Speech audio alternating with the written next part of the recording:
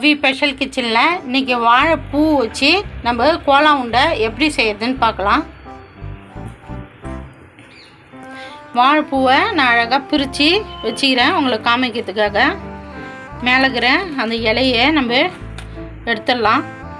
உள்ளகிற பூ தான் நம்மளுக்கு தேவை.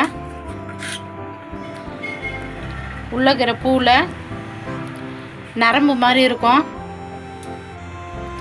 இந்த கேப்பு மாதிரி இருக்கும். இது ரெண்டும் நம்மளுக்கு வயிறுக்கு சரி வராது, வயிற்றுக்கு நல்லது கிடையாது. அதனால் இது வேவாது. இது ரெண்டுமே நம்மளுக்கு தேவையில்லை. இது ரெண்டுமே நம்ம அப்பால போட்டுடலாம். பூ எல்லாத்தையும் அழகாக ஆஞ்சி வச்சுக்கலாம். உள்ள நரம் மாதிரி இருக்கும், அது வேவாது. இது நம்மளுக்கு ஈஸியான வேலை. இது கோலம் உண்டை பிள்ளைங்களுக்கு செஞ்சு கொடுக்க. வாழைப்பூ உடம்புக்கு அவ்வளோவும் நல்லது, வயிறு புண்ணுக்குலாம் நல்லது. ஆனால் அந்த பூ ஆயிரது மட்டும்தான் நமக்கு டைமு. கோலம் உண்டை செய்யறதுக்கு டைமே கிடையாது. ஈஸி. அது டக்குன்னு ஒரு 1/4 மணி நேரத்தில் நம்ம முடிச்சிடலாம். அது நம்ம பூ ஆஞ்சி வச்சுட்டா ஒரு 1/4 மணி நேரத்தில் நம்ம செஞ்சு பிள்ளைங்களுக்கு கொடுத்துடலாம். வெளியில் வாங்கி கொடுக்குறதோட நம்ம வீட்டில் செஞ்சு கொடுக்கலாம் பிள்ளைங்களுக்கு. பூ இப்படி தான் ஆயணும். உள்ளகிற அந்த நரம்பும் அந்த கேப்பு மாதிரி இருக்கும், அதை எடுத்துடணும். அது உடம்புக்கு நல்லது இல்லை. எப்படி செய்யுதுன்னு பார்க்கலாம். நம்ம வாழைப்பூ ஆஞ்சி வச்சோம், அந்த நரம்பு அந்த கேப்புலாம் எடுத்துகிட்டு வச்சுருந்தோம். இப்போ நான் வாழைப்பூவை நல்லா கட் பண்ணி வச்சுக்கிறேன். கட் பண்ணி கருப்பாகாமல் நம்ம செய்கிறதுக்குள்ளே கருப்பாயிடும். நம்ம கட் பண்ண நம்ம மோர் தண்ணியில் நான் போட்டு வச்சுக்கிறேன். இல்லைன்னா அரிசி கழுவுன தண்ணியில் போட்டு வைக்கணும். நம்ம செய்கிறதுக்குள்ள பூ கருப்பாயிடும். நான் இப்போ மோர் தண்ணியில் போட்டு வச்சுக்கிறேன் கட் பண்ணி. இப்போ நம்ம இதை 2 முறை நம்ம வாஷ் பண்ணிக்கலாம். இந்த வாழைப்பூவை வாஷ் பண்ணிவிட்டு இந்த வாழைப்பூவை நம்ம வேக வச்சுக்கலாம். அடுப்பு பற்ற வச்சு ஒரு கடாயை வச்சாச்சு. வாழைப்பூ 2 முறை வாஷ் பண்ணியாச்சு. இது முழுகிற அளவுக்கு தண்ணி ஊற்றிக்கலாம்.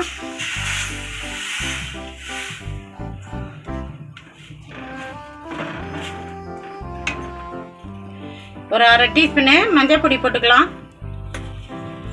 பூவுக்கு தகுந்த மாதிரி நம்ம உப்பு போட்டுக்கலாம். பூ வேகட்டும்.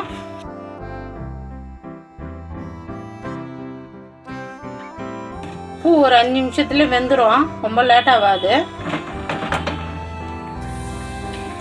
வாழைப்பூவை நம்ம வேக வச்சோம், பூ வெந்துடுச்சு. நம்ம இப்போ பூவை இறக்கிடலாம். இறக்கிட்டு தண்ணி எடுத்துட்டு நம்மளுக்கு பூ மட்டும்தான் தேவை. பூ மட்டும் எடுத்துக்கலாம். நம்ம வேறு ஒரு கடாயை வச்சு 2 டீஸ்பூன் சமையல் எண்ணெய் ஊற்றிக்கலாம். ஜீரகம் 1 டீஸ்பூன் போட்டுக்கலாம். சோம்பு 1 டீஸ்பூன் போட்டுக்கலாம். மிளகு 1 டீஸ்பூன் போட்டுக்கலாம்.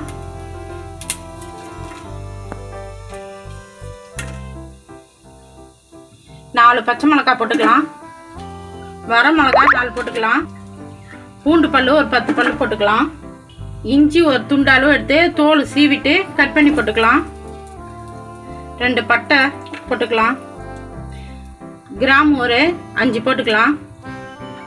ஒரு கைப்பிடி சின்ன வெங்காயம் போட்டுக்கலாம். கருவேப்பிலை ஒரு கைப்பிடி போட்டுக்கலாம். எல்லாத்தையும் லைட்டாக ஒரு கண்ணாடி பதம் நம்ம வதக்கலாம். 1/2 மூடி தேங்காய் திருவல் போட்டுக்கலாம்.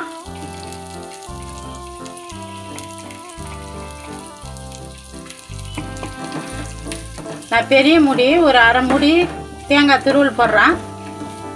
நீங்கள் சின்ன தேங்காய் வந்தால் நீங்கள் ஒரு தேங்காய் கூட போட்டுக்கலாம். தேங்காய் கலர் மாறக்கூடாது, லைட்டாக சூடு கட்டினா போதும்.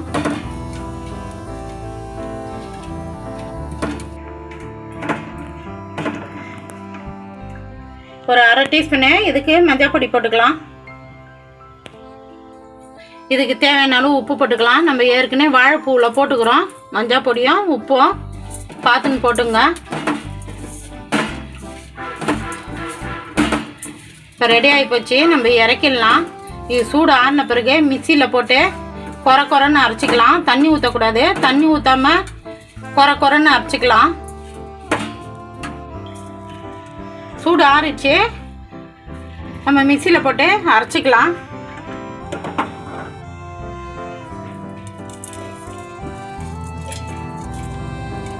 தண்ணி ஊற்றக்கூடாது. தண்ணி ஊற்றாமல் குறை குறைன்னு அரைக்கணும்.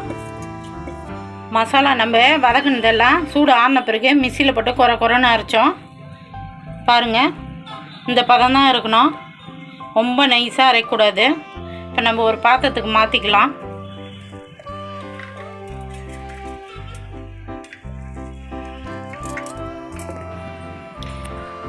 அதே மிக்சியில் நம்ம வாழைப்பூ ஆற வச்சுருந்தோம். பூ ஆறிச்சு. மிக்சியில் போட்டு பூ நல்லா குறை குறைன்னு அரைச்சிக்கலாம். நைஸாக அரைக்கக்கூடாது. பூவு குறை குறைன்னு தான் அரைக்கணும். தண்ணி ஊற்றக்கூடாது. தண்ணி ஊற்றாமல் அரைக்கணும். நம்ம மிக்சியில் வாழைப்பூ பாருங்கள் எப்படி அரைச்சின்னு வந்துக்கிறோம் பாருங்கள். இந்தமாரி குறை குறைன்னு தான் இருக்கணும். ரொம்ப நெவ்வெல்லாம் அரைக்கக்கூடாது. இப்போ நம்ம இந்த மசாலா பொருள்லாம் அரைச்சி வச்சுக்கிறோம்ல, அது கூட கலந்துக்கலாம்.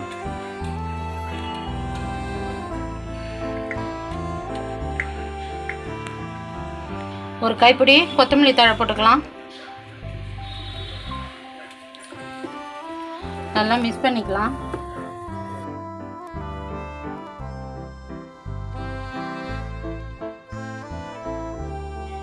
பொட்டுக்கடலை மாவு ஒரு 5 டீஸ்பூன் போட்டுக்கலாம். பொட்டுக்கடலை மாவு தான் போடணும். கடலை மாவுலாம் போடக்கூடாது.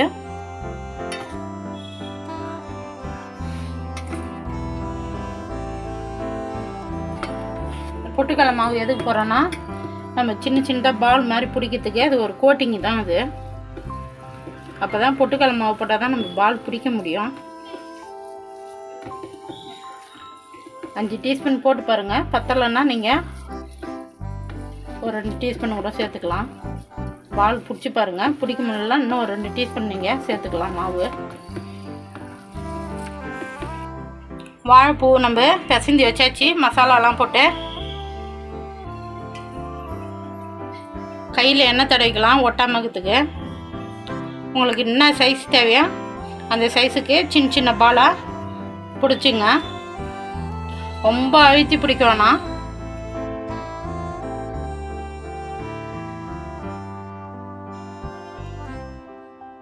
நம்ம எல்லாமே சின்ன சின்னதாக பால் மாதிரி பிடிச்சிக்கணும். இப்போ இதை போய்ட்டு நம்ம எண்ணெயில் போட்டு எடுத்துக்கலாம். அடுப்பு பற்ற வச்சு ஒரு கடாயில் பொரிக்கிற அளவுக்கு எண்ணெய் ஊற்றிக்கிறேன். எண்ணெய் சூடு ஏறட்டும்.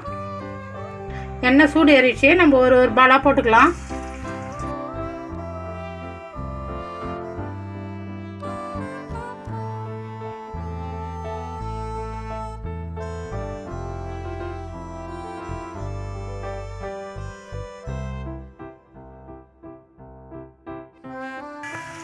நம்ம எல்லாம் பால் போட்டாச்சு. நல்லா வேகட்டும். வாழைப்பூ கோலம் உண்டை நம்ம போட்டோம். எல்லாம் நல்லா செவந்துச்சு. எண்ணெய் இருத்துட்டு நம்ம எடுத்துக்கலாம். இப்போ நல்லா சூப்பராக வந்துடுச்சு பாருங்கள். பொட்டுக்கடலை மாவு அதிகமாக சேர்க்காதீங்க. பொட்டுக்கடலை மாவு அதிகமாக சேர்த்திங்கன்னா வெடி போடுவோம்.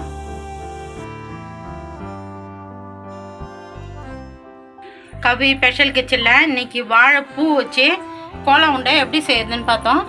நான் எப்படி செஞ்சேன்னா அந்தமாதிரி செஞ்சு பாருங்கள். நல்லா சூப்பராக டேஸ்ட்டாக இருக்கும். பாருங்கள், மேலே முறைன்னு இருக்கும், உள்ளே நல்லா சாஃப்டாக இருக்கும். சூப்பராக இருக்கும். நான் எப்படி செஞ்சேனோ அதுமாதிரி செஞ்சு பார்த்துட்டு எப்படி இருக்குதுன்னு சொல்லுங்கள். எனக்கு சப்போர்ட் பண்ணுங்கள்.